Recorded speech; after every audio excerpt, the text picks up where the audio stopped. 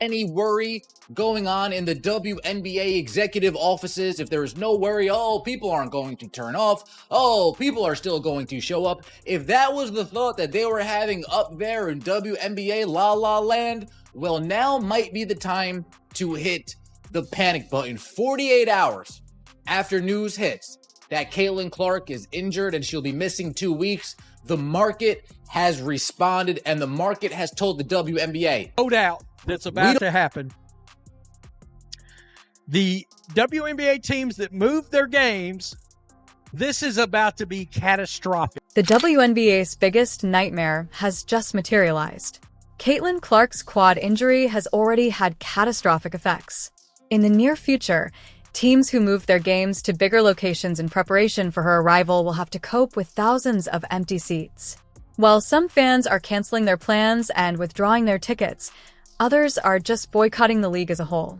What are your opinions? Music. If fans boycott the WNBA while Clark is injured, is it too much loyalty? We don't want this. What am I talking about? Indiana Fever ticket prices to games over the next 2 weeks have dropped 42% since Caitlin Clark's injury announcement, an average ticket price of $137. I'm not sure when it happened, but it was 1 minute and 42 seconds ago. The timing of the WNBA couldn't be worse. To tell the truth, music was the reason for this. Caitlin Clark, the athlete who single-handedly maintained their TV ratings and seats, is presently sidelined due to a quad problem. The league, which has been diminishing her impact for months, will soon witness what life is like without its star player. I don't know when it happened. I know afterwards, we got a message that she had something going on with her leg, and they were getting an MRI, and then we got the yesterday. Was it after the Liberty game on Saturday? Is that her last game? Yeah. Yes. Steph, you had a chance to try out a lot. Let's investigate what is actually happening in this scenario. Music. Indiana Fever coach Stephanie White said Clark will be reassessed in 2 weeks. However, anyone who has had quad problems knows that this timeline is optimistic at best. We're looking at 2 to 6 weeks since my money is on the longer end. This is not a minor change. Music. It takes time for this harm to heal. However, this is where things start to get interesting. In anticipation of Clark's arrival, several WNBA clubs made significant financial commitments. The Washington Mystics moved their game against Indiana to a 15,000-seat stadium in Baltimore. The Chicago Sky moved the game to the United Center. The Dallas game was moved to the American Airlines Center, home of the Mavericks. These are not little decisions. Music. We are talking about marketing initiatives, additional personnel, security, and venue rental costs that are all dependent on a single player's star power. I don't know how things work in pretend basketball. I don't know the history of transparency when it comes to timelines for injury returns in the WNBA. But I do know in the NBA, teams are rarely transparent with injuries. When the Pelicans say Zion Williamson will be reevaluated in 2 weeks, that really means these same teams are currently dealing with what could be their worst attendance figures in a long time. Moreover, the fans' aims are clear-cut. On social media, some are declaring that they would boycott games until Clark returns, sell their tickets, or cancel their plans. In the absence of Clark's performance, one fan tweeted that they were selling their Fever Mystics tickets because they didn't want to go from Washington, D.C. to Baltimore. Another said they would only watch Fever games on delay so the league wouldn't receive its live audience stats. These are not isolated incidents. Supporters who feel the league has mistreated their favorite player have prepared this response. And let's be honest about the real reason for this anger. It's not only about Clark's wounds. It has to do with how she has been handled by the WNBA during her whole league tenure. Since the beginning, there has been a strange tension between the leagues want to take advantage of her popularity and reduce her power. Journalists and athletes were always debating how to share the attention and give credit to other players. The problem with this approach is that you can't have it both ways. You can't base your marketing strategy around someone and then be taken aback when there is a significant void left by their disappearance. The WNBA experienced unprecedented television ratings throughout Clark's playing career. Games that normally drew 200,000 viewers suddenly had over 1 million. Arenas that struggled to sell 5,000 tickets packed full venues with 20,000 seats. But rather than acknowledging this reality, the league often seemed uncomfortable with Clark's narrative control. Rather than acknowledging that a single player was largely responsible for the league's expansion, there was a constant attempt to make everything about it. The harsh reality of what their attendance and TV ratings would be without her will soon be revealed to them. The damage itself raises important issues as well. After suffering with quad issues during the preseason, many people are wondering if Clark was hurried back too soon. Music. In a league where the season has already been cut short and physical play has been brutal, safeguarding your most important asset ought to have been your top concern. Instead, we are now in a situation where the most profitable player may miss a significant amount of the season. From a business perspective, this is a surefire way to fail. The WNBA was finally gathering traction. Television deals were improving. Music sponsorship interest was at an all-time high, and the mainstream media was really paying attention.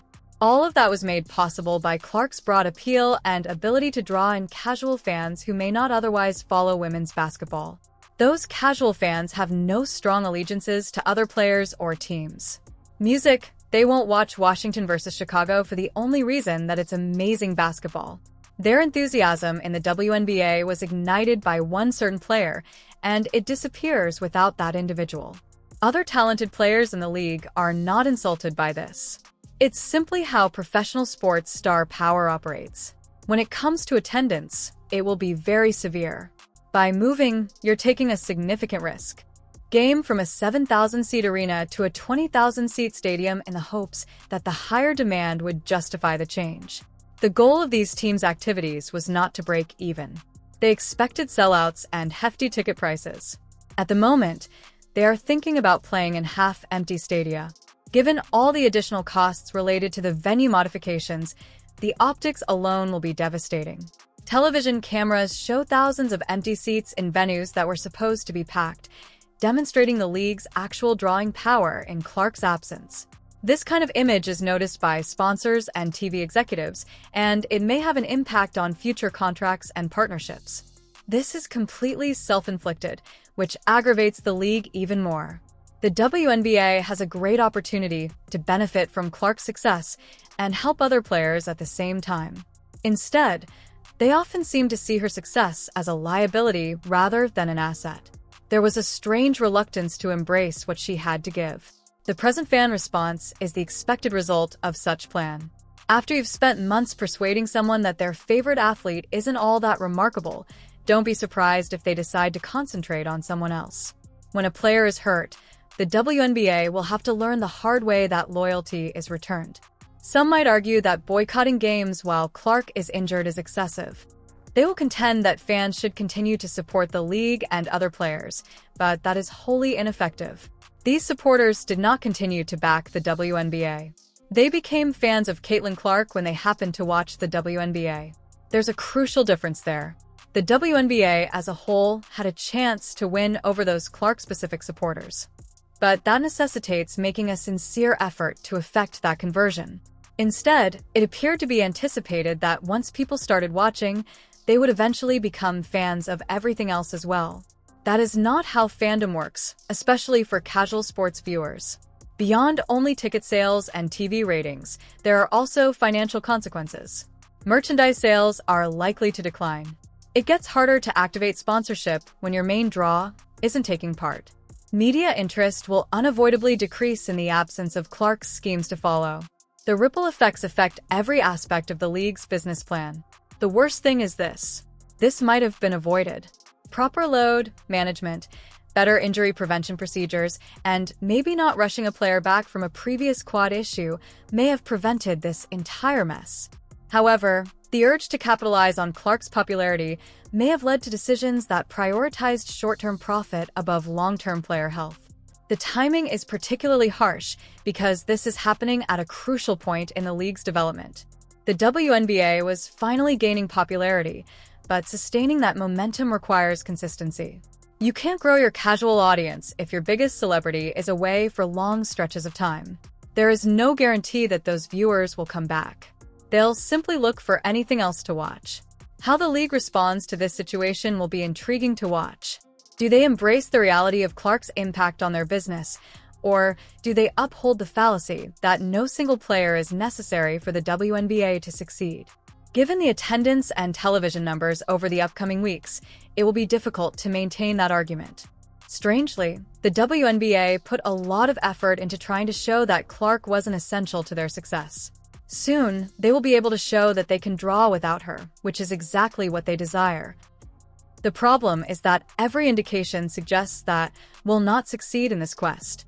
Beyond Clark's injuries, there is more to the boycott campaign. Supporters feel that the league has shown disrespect to the sportsmen who drew them into the fold. When you mix that underlying rage with the reality that a lot of fans just watch for one certain player, we're now witnessing a perfect storm. Teams that wagered heavily on Clark's ability to draw will soon have to deal with the consequences of that gamble.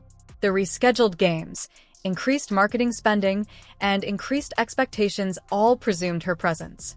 Without her, they become expensive lessons on the risks of concentrating your entire strategy on one individual, especially if you haven't done enough to create backup plans. The WNBA will soon take a crash lesson in star economics. They will be able to see their media coverage, attendance figures, and television ratings without their main draw. Furthermore, given the fan reaction we've already witnessed, those numbers won't be good. This situation perfectly captures the tension that has existed in women's basketball since Clark entered the league.